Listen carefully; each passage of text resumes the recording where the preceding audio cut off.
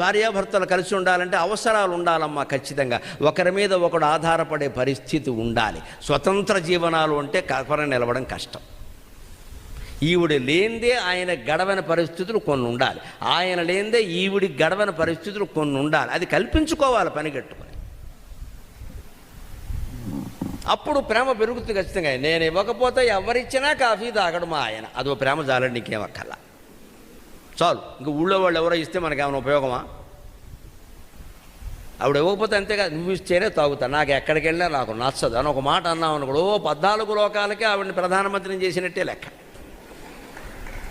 మన్నాడు చూసుకుంటే 2 కేజీలు బరువు పెరుగుతారు ఖచ్చితంగా. ఇప్పుడు ఈ మాట అనడానికి నోరే మాటే కదండి. ఏమైంది, నేను మూట రాసి ఇచ్చాను ఇక్కడ ఒక మాట. ఇవాళ ఎక్కడికో వెళ్ళాను, భోజనం బ్రహ్మాండంగా ఉందని నేను చెప్పాను అనుకో, ఆవిడ ఏమంటుందండి వెంటనే, అక్కడే ఉండపోయారా, ఇక్కడికి ఎందుకు వచ్చారు, బాగుందే రోజు